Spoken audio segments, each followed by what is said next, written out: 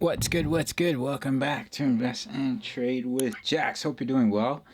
We're going to go over our friend Ethereum. Currently sitting at 1334, up 0.23 on the day. Sitting in market cap of 161 billion. 24-hour volume 16.24 billion. Let's hop into the charts. We're going to start here on the 1 hour time frame. So I want to show you guys a probable wave count. So what we could be looking at here is that we've come down in a 5-wave move. This is the bottom of the wave 5. Ignore this subwave count in yellow. So we've come down in 5 waves, and now we're going to see a wave 2 retracement. I think this could be likely looking at the DXY. I do think the DXY will come down in correlation. The price of Bitcoin and Ethereum will go up. And we have a strong demand zone in this area with a bullish divergence and an inverse head and shoulders. So if that were to play out, and on the macro scale, I'm still bearish. What I'm looking at is we're coming down in a wave 5, and within the wave 5 is 5 waves. So we've come down in wave 1. This is a wave 2 pullback, and now we're coming down in a 3. And if we do push up from here, all we've done is completed the first wave of the wave 3. So you would see a retracement here. I'm going to wait until that triangle is broken.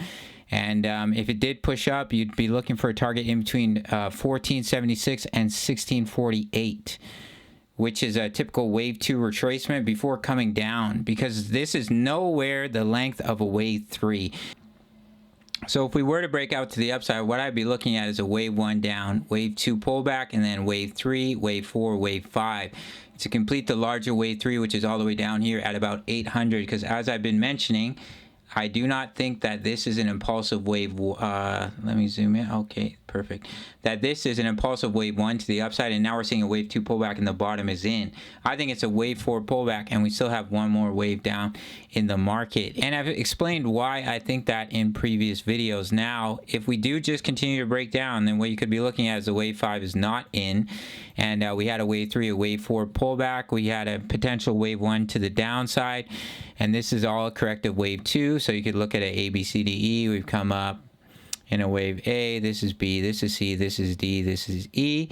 And if we do start to break down, then we can start making a 5-wave move down in a wave 3. However, that wave 3 target, if you take your trend base to extension from the top of wave 1 to the bottom to the top of wave 2, you're looking at about 1040 as a 1.618 extension, which means your wave 5 would be an extended wave and come all the way down here. It is a possibility, but I do think there's a good chance of a bounce. We have a strong bullish divergence, strong level of demand here. Looks like we're going to put in an inverse head and shoulders. So we'll have to see what happens here. I think if we start to come up and break this trend line of about 1344, then you could potentially see a breakout. People are going to be like, oh, look, there's an ascending triangle. And that's exactly why I don't like trading patterns, because you can pull them out of your ass.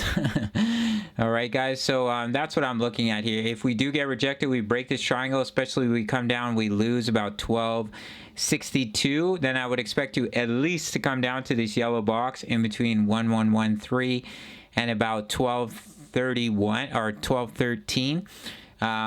But we, like I said, we are in a strong demand zone with a bullish divergence. This chart here, we had this head and shoulders. Your target's all the way down here at 1054.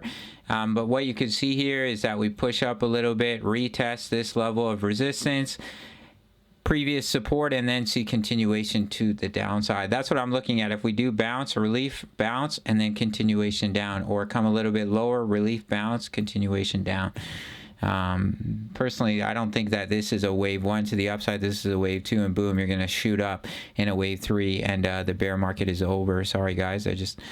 I don't know why there's a lot of people that think that's the case, and I guess it could be, but looking at the economy, inflation is not slowing down. We're looking at another 75 basis points next month.